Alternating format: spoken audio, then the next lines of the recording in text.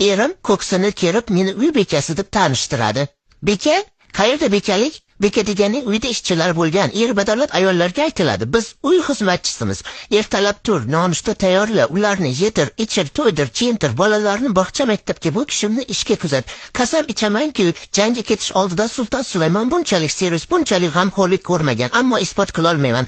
Ketidan posidayu uy supursidiri, mayda-chuyda detallarga hech kirmaysiz, tushundingiz. Farzand ona mehri istaydi, uy tozalik istaydi, er ovqat istaydi. Hech kim so'ramaydi bu ayol nima istaydi. Bu yerdan turmushga chiqmagan qizlarga bildiraman. Otangizni uyida ishdan qochish imkoningiz bor, ammo ernikida yo'q. U nikoh o'qitilgandagi kasalida, sog'ida deyishlar butunlay yolg'on.